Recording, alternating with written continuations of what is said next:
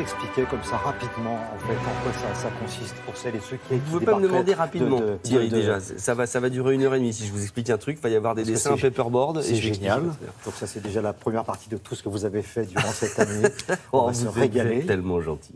Non, en fait, nous avons décidé pendant l'été de faire des meilleurs d'eux par thématique du son d'Alex, c'est-à-dire regrouper les trucs qui étaient plus ou moins drôles, mettre un peu des bêtisiers, m'acheter une jolie chemise, vous allez voir, et faisons un petit truc d'été. Donc là, la thématique du jour, le premier, c'est quel rapport entre, par exemple, Gainsbourg, la musique de Star Wars et Sting. Eh bien, en fait, ils ont tous les trois été mangés dans la gamelle de la musique classique. C'est-à-dire aller emprunter plus ou moins discrètement, voilà, de façon explicite, des extraits de musique classique et en les recyclant plusieurs fois si possible parce que c'est quand même rigolo.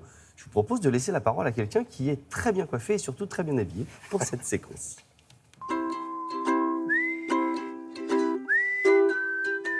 Mais d'où viennent ces mélodies? D'où vient l'inspiration? Étymologiquement parlant, l'inspiration se dit souffle divin. Ça sous-entend que ça viendrait de là-haut. Mais pas que. Mais non, parce que parfois ça vient de là, du ciboulot. Oui, de la mémoire. Tiens, vous avez entendu un morceau, puis pouf, vous l'avez oublié, puis pouf, il revient quand vous composez un autre morceau. Si, souvent ça arrive dans la musique classique. Vous me croyez pas? Vous avez tort. John Williams ne s'est pas inspiré que de compositeurs classiques, il s'est inspiré également de musique de film. C'est pas bien, je sais. Écoutons par exemple une musique écrite en 1942 par Heinrich Korngold pour le film King's Row ou Crime sans châtiment. Alors asseyez-vous, respirez bien, ça pique.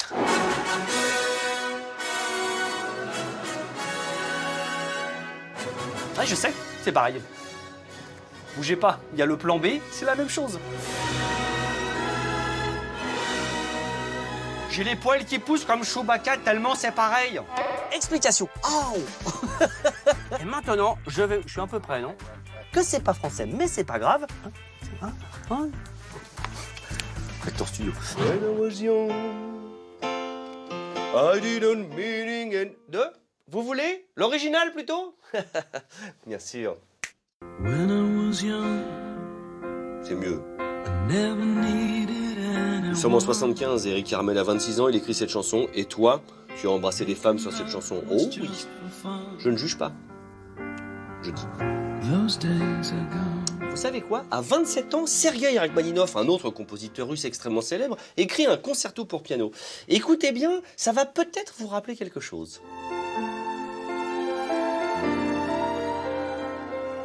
Mais dites-moi, c'est fort étrange toute cette histoire de... Essayons de mettre l'un sur l'autre Eric Carmen et Rachmaninov, ça dirait quoi? Rachmaninov,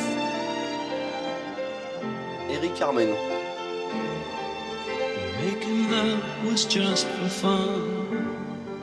Bah en fait, c'est la même chose. Gainsbourg s'est beaucoup inspiré du monde de la musique classique. Mais oui, vous le savez très bien. Par exemple, Initial BB. Bah, Initial BB n'est autre que la symphonie du Nouveau Monde de Anton Dvorak.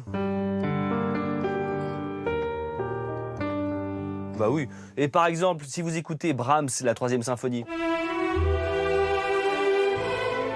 bah ça a été une assez jolie chanson de séparation qu'il a écrite en 83 pour Jane Birkin.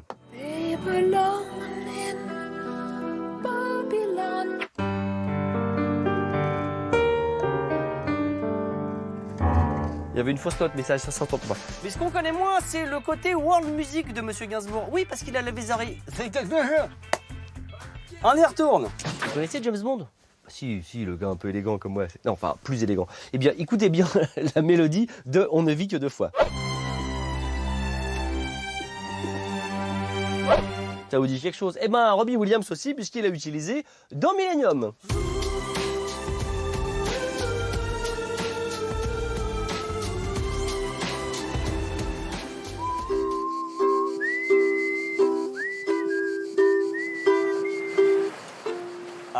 Je crois que ça ferme.